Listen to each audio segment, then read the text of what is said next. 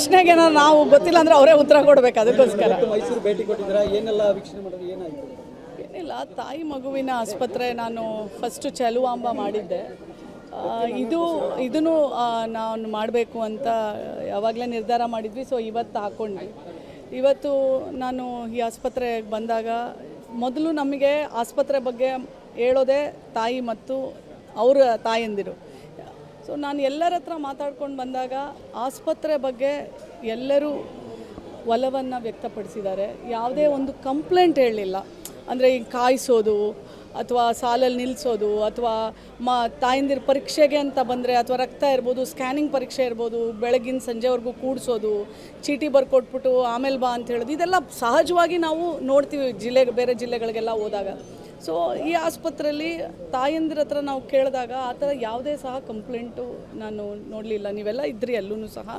ಮತ್ತು ನಾನು ಅವರ OT ಚೆಕ್ ಮಾಡಿದ್ವಿ. ಮತ್ತು ಈಗ ನಾವು ನೋಡಿದ್ದೀವಿ ಬಾಣಂತಿಯರ ಸಾವು. ಅದ ನಂತರ ಅಂತೂ ಕಂಪಲ್ಸರಿ ಅವರು OTನಲ್ಲಿ ಯೂಸ್ ಮಾಡುವಂಥ ಇನ್ಸ್ಟ್ರೂಮೆಂಟ್ಸು ಎಷ್ಟು ಟೈಮಿಗೆ ಸ್ಟರ್ಲೈಸ್ ಮಾಡ್ತಾರೆ. ಮತ್ತು ಪ್ರತಿ OT ಪ್ರತಿ ಲೇಬರ್ ವಾರ್ಡು ಎಲ್ಲವೂ ಸ್ವ್ಯಾಬ್ ಟೆಸ್ಟಿಗೆ ಕಳಿಸ್ಬೇಕು ಅವರು. ಅಂದರೆ ಅವರ OT ಅಥವಾ ಲೇಬರ್ ವಾರ್ಡಲ್ಲಿ ಏನಾದರೂ ಇನ್ಫೆಕ್ಷನ್ ಆಗಿದ್ರೂ ಸಹ ಅದು, ಯಾಕಂದರೆ ಯಾವಾಗಲೂ ಡೆಲಿವರಿ ಅಂದರೆ ಅದು ಬ್ಲಡ್ಡು ಬ್ಯಾಕ್ಟೀರಿಯಾ. ಸೊ ಅಲ್ಲಿ ಭಾಳ ಹುಷಾರಾಗಿರಬೇಕಾಗುತ್ತೆ. ಆ ಸ್ವ್ಯಾಬ್ ಟೆಸ್ಟು ಅವ್ರು ತಿಂಗಳ ಮಾಡಿಸ್ತಾರಾ, ಮತ್ತು OTನ ಯಾವ ಥರ ಫ್ಯೂಮಿಗೇಟ್ ಮಾಡ್ತಾರೆ, ಯಾವ ಥರ ಕ್ಲೀನ್ ಮಾಡ್ಬೇಕಾದ್ರೆ ಬೇರೆ OT ಇದೆಯಾ, ಇದನ್ನೆಲ್ಲವೂ ಸಹ ನಾನು ರಿಪೋರ್ಟ್ಸ್ ತೊಗೊಂಡಿದ್ದೀನಿ. ಮತ್ತು ನೀರು ಮೇನು, ನಾವು ಹೋದಾಗ ಎಷ್ಟೋ ಜಿಲ್ಲೆಗಳಲ್ಲಿ ಕುಡಿಯೋ ನೀರು ಕೊಟ್ಟಿರೋದಿಲ್ಲ ಬಾಣಂತಿಯರಿಗೆ. ಹೊರಗಡೆಯಿಂದ 30 ರೂಪಾಯಿಗೆ ನೀರು ಬಾಟ್ಲು ತೊಗೊಂಬಂದು ಕುಡಿತಾರೆ. ಬಾತ್ರೂಮಲ್ಲಿ ಸಹ ನೀರು ಇಲ್ಲದೆ ಇರೋದನ್ನ ನಾನು ನೋಡಿದ್ದೀನಿ. ಬಟ್ ಆ ಥರ ವ್ಯವಸ್ಥೆ ಇಲ್ಲಿಲ್ಲ. ಒಂದೇನೆಂದರೆ ಸ್ವಲ್ಪ ಚಿಕ್ಕ ಪುಟ್ಟ ಬಾತ್ರೂಮ್ಸಲ್ಲಿ ರಿಪೇರಿಗಳಿದ್ದಾವೆ, ಅದನ್ನೆಲ್ಲ ಮಾಡಿಸಿ ಅಂತ ಹೇಳಿದ್ದೀನಿ. ಯಾಕೆಂದರೆ ಅವೆಲ್ಲ ಮೇಂಟೆನೆನ್ಸಲ್ಲಿ ಸರ್ಕಾರ ದುಡ್ಡು ಕೊಡುತ್ತೆ. ಅಂಥದ್ರಲ್ಲೂ ನೀವು ಮುಂದೆ ನೋಡಬಾರ್ದು. ಆಮೇಲೆ ಆ ಥರದನ್ನು ಇವರು ಹೋಗಿ ನೋಡಬೇಕು, ಚೆಕ್ ಮಾಡಬೇಕು. ಮೇನು ಯಾರ ಮೇಲೂ ಬಿಡಬಾರ್ದು, ನೋಡ್ಕೋಬೇಕು. ಪೇಷಂಟ್ಸ್ ಹತ್ರನೂ ಊಟದ ಬಗ್ಗೆ ನಾನು ಎನ್ಕ್ವೈರ್ ಮಾಡಿದೆ. ಊಟ ಹೇಗೆ ಕೊಡ್ತಾರೆ, ನಾನು ಕರೆಕ್ಟ್ ಸಮಯಕ್ಕೆ ಬಂದಿದ್ದರೆ ಊಟನೂ ರುಚಿ ನೋಡ್ಬೋದಾಗಿತ್ತು. ಬಟ್ ಆದರೆ ಸಮಯ ಆಗೋಗಿದ್ರಿಂದ ಇಲ್ಲ, ಊಟ ಸರಿ ಇದೆ ಅಂತ ಹೇಳಿದ್ರು. ಬಟ್ ನಾನು ಬರ್ತಾ ಕಂಪ್ಲೇಂಟ್ಸ್ ಏನಂತಂದರೆ, ಈಗ ತಾಯಂದಿರು ಎಷ್ಟೋ ಜನ ಬಂದಿದ್ದರು ಅಲ್ಲಿ ಅಂಗನವಾಡಿಗಳಲ್ಲಿ ಮೊಟ್ಟೆ ಕೊಡದೇ ಇರೋದು, ಅಥವಾ ಅವ್ರಿಗೆ ಮಾತೃವಂದನ ಬಗ್ಗೆ. ಈಗ ಮೊದಲನೇ ಡಿಲಿವರಿ ಪ್ರೆಗ್ನೆಂಟ್ ಆದಾಗ ತಾಯಿಗೆ 5,000 ಕೊಡ್ತಾರೆ. ಅದ್ರ ಬಗ್ಗೆ ಅವ್ರಿಗೆ ಅರಿವೇ ಇಲ್ಲದೆ ಇರೋವಂಥದ್ದು. ಅಥವಾ ಮಗು ಜನನ ನಂತರ ಅಂದರೆ ಅವ್ರಿಗೆ ಎಜುಕೇಟ್ ಅಂದರೆ ಅರಿವಿನ ಮಟ್ಟ ಯಾವ ಇಲಾಖೆಗಳು ಅದ್ರ ಹೊಣೆ ಹೊತ್ಕೋಬೇಕು. ಅರಿವನ್ನು ಮೂಡಿಸ್ಲಿಲ್ಲ ಅಂತಂದರೆ ಯಾವುದೇ ಸರ್ಕಾರದ ನೀವು ಸ್ಕೀಮ್ ತೊಗೊಂಬನ್ನಿ, ಎಂಥದೇ ಪಾಲಿಸಿ ತೊಗೊಂಬನ್ನಿ, ನೀವು ಅದನ್ನು ನೀವು ತಾಯಂದಿರಿಗೆ ಅಥವಾ ಮನೆಯಲ್ಲಿ ಅವರಿಗೆ ನೀವು ಅರಿವನ್ನು ನೀವು ಮೂಡಿಸ್ಲಿಲ್ಲ ಅಂತಂದರೆ ಆ ಸ್ಕೀಮ್ ಸತ್ತಂಗೆ ಲೆಕ್ಕ ಅಲ್ವಾ. ಈಗ ನಾನು ಎಂಟ್ರಾಗ್ತಿದ್ದಂಗೆ ನೋಡಿದ್ದೆ ಬರೀ ಅಂಥದ್ದು. ಸೊ ಒಂದು ಮಹಿಳೆಗೆ ಅದು 4 ಮಗು, ಅಂದರೆ 4ನೇ ಮಗು ಅಂದರೆ 3 ಹೆಣ್ಣಾಗಿದೆ, 4ನೇದು ಹೆಣ್ಣಾಗಿದೆ. ಸೊ ಹಾಗಾಗಿ ಅದಿನ್ನೂ ಆ ಮನಸ್ಥಿತಿ ಹೋಗಿಲ್ಲ. ನಾವು ಎಷ್ಟು ಹೋರಾಟ ಮಾಡ್ತೀವಿ, ಹೆಣ್ಣು ಬದಲಾಗಿದೆ, ಬಟ್ ಇನ್ನೂ ಬದಲಾಗಬೇಕು, ಗಂಡು ಮಕ್ಕಳಾಗಲಿ ಅನ್ನೋದು ಇರುತ್ತಲ್ವ ಮೇಡಮ್. ಈಗ ಸ್ವಲ್ಪ ಹೌಸ್ ಕೀಪಿಂಗ್ ಮತ್ತು ನರ್ಸ್ಗಳದ್ದು ಒಂದಷ್ಟು ಕಿರಿಕಿರಿ ಅಂತ ಒಂದಷ್ಟು ಕಂಪ್ಲೇಂಟ್ ಹೇಳಿದ್ರು. ನೋಡಿ ಇಲ್ಲಿ ನಿನ್ನೆ ತಾನೇ ಗಲಾಟೆ ಮಾಡಿ ಇಲ್ಲಿ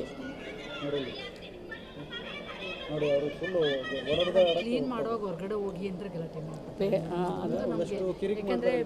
ಅಲ್ಲ ಇಲ್ಲಿ ಕೇಳಿ, ಹೌಸ್ ಕೀಪಿಂಗ್ ಅವರು ಮತ್ತೆ ಹೌಸ್ ಕೀಪಿಂಗ್ ಅವ್ರದ್ದು ಅವಳಿ ನರ್ಸು ಡಾಕ್ಟರ್ ಏನಿಲ್ವಂತೆ, ಹೌಸ್ ಕೀಪಿಂಗ್ ಅವರು ಬಾಯಿಗೆ ಬಂದಾಗ ಮಾತಾಡ್ತಾರೆ, ಬೈತಾರೆ, ಬಾಯಿಗೆ ಬಂದಾಗ ಆಡ್ತಾರೆ. ಡಾಕ್ಟರ್ ನರ್ಸು ನಂಗೆ ಗೊತ್ತಾಯ್ತು ಬಿಡಲ್ಲ ಅಂತ ಕಂಪ್ಲೇಂಟ್ಸ್. ಅಲ್ಲ, ಈಗ ಒಂದು ಪೇಷಂಟ್ ಹತ್ರ ಒಬ್ಬರು ಮಾತ್ರ ಉಳ್ಕೊಳಕ್ಕೆ. ಅದೇ ನೋಡಿ ಏನಾಗುತ್ತೆ, ನೀವು ಜಾಸ್ತಿ ಬಿಟ್ಟರೆ ಅದು ನಿಮಗೂ ಗೊತ್ತಿದೆ, ನಮಗೂ ಗೊತ್ತಿದೆ, ಮಗು ಇನ್ಫೆಕ್ಷನ್ ಅದನ್ನೆಲ್ಲ ನನಗೆ ಗೊತ್ತಿರಲಿಲ್ಲ. ನೀವು ಹೇಳಿದ್ದೀರಾ, ಖಂಡಿತವಾಗ್ಲೂ ನಾನು ಅದರದ್ದು ಏನು ರಿಪೋರ್ಟ್ ತಗೊಂಡು ಆ ಥರ ಯಾವುದೇ ಪೇಷಂಟ್ಸ್ ಜೊತೆ ಯಾರೇ ಹೌಸ್ ಕೀಪಿಂಗ್ ಅವ್ರು ಯಾರೇ ಆಗಿರಲಿ ಆಸ್ಪತ್ರೆ ಸಿಬ್ಬಂದಿ ಆ ಥರ ನಡ್ಕೋಬಾರ್ದು. ಅದನ್ನು ನಾನು ವೈದ್ಯಾಧಿಕಾರಿ ಯಾರಿಲ್ಲಿ ಇನ್ಚಾರ್ಜ್ ಇದ್ದಾರೆ ಅವ್ರಿಗೆ ನಾನು ಖಂಡಿತವಾಗ್ಲೂ ಹೇಳ್ತೇನೆ. ಮೇಡಮ್, ಜಿಲ್ಲೆಯಲ್ಲಿ ಇತ್ತೀಚಿನ ದಿನಗಳಲ್ಲಿ ಬಾಲ್ಯ ವಿವಾಹ ಹೆಚ್ಚಾಗಿದೆ ಅಂತ ಒಂದಷ್ಟು ಮಾಹಿತಿಗಳು ಕೂಡ ಲಭ್ಯವಾಗಿದೆ.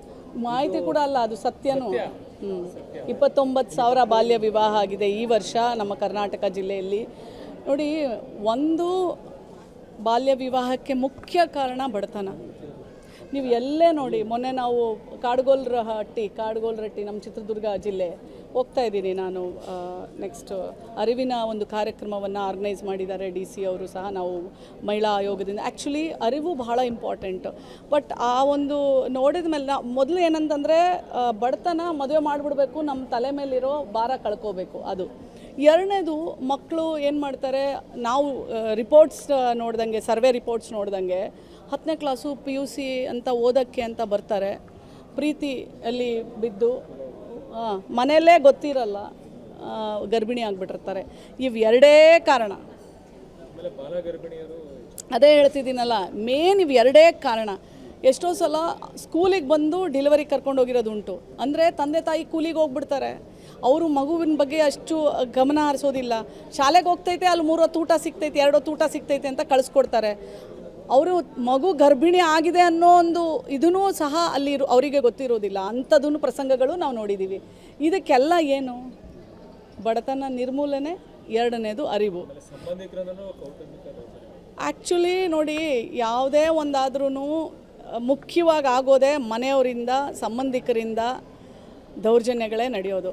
ಮತ್ತು ಇನ್ನೊಂದು ಏನಂತಂದರೆ, ಪಂಚಾಯಿತಿ ಮಟ್ಟದಲ್ಲಿ ಕಾವಲು ಸಮಿತಿಗಳಿಲ್ಲ. ಪಂಚಾಯಿತಿ ಮಟ್ಟದಲ್ಲಿ ಕಂಪಲ್ಸರಿ ಕಾವಲು ಸಮಿತಿ ಆಗಬೇಕು. ನಾನು ಚಿಕ್ಕಮಂಗ್ಳೂರಿಗೆ ಹೋದಾಗ, ನಾನೊಂದು ಬಾಳೆಹೊನ್ನೂರು ಅಂತ ಒಂದು ಊರಿಗೆ ಹೋದಾಗ, ನಾನಲ್ಲಿ ಮಹಿಳಾ ಗ್ರಾಮ ಸಭೆ ಮಾಡ್ತಿದ್ದೀರನವ, ಇಲ್ಲ. ಕಾವಲು ಸಮಿತಿ ಲಿಸ್ಟ್ ಕೊಡಿ, ಇಲ್ಲ. ಆಮೇಲೆ ಕಾವಲು ಸಮಿತಿ ಅಂದರೆ ಎಷ್ಟು ಜನ ಗೊತ್ತು ನಮ್ಮ ಮಹಿಳೆಯರಿಗೆ? ನೋಡಿ, ನಾನೊಂದು ಹೇಳ್ತೀನಿ, ಅಂಬೇಡ್ಕರ್ ಒಂದು ಮಾತು ಹೇಳ್ತಾಯಿದ್ರು, ಅರಿವಿಲ್ಲ ಅಂದರೆ ಅದು ಸಾವು. ಯಾವತ್ತು ನನ್ನ ಜನ ಎತ್ತೆಚ್ಕೊಳ್ತಾರೆ, ಯಾವತ್ತು ನನ್ನ ಜನ ಏನೆಲ್ಲ ನಮಗೆ ಅಧಿಕಾರ ಇದೆ, ಏನೆಲ್ಲ ಹಕ್ಕಿದೆ, ನಾವೇನೆಲ್ಲ ಕೇಳ್ಬೋದು, ನಮ್ಮ ಕಾನೂನು ಸಂವಿಧಾನದ ಪ್ರಕಾರ ನಮ್ಮ ಹಕ್ಕುಗಳ ಏನು ಅಂತ ತಿಳ್ಕೊತಾರೆ ನೋಡಿ, ಅವತ್ತೇ ಇದಕ್ಕೆಲ್ಲ ಪರಿಹಾರ. ಅಷ್ಟು ಮಾತ್ರ ಹೇಳಬಲ್ಲ. Thank you.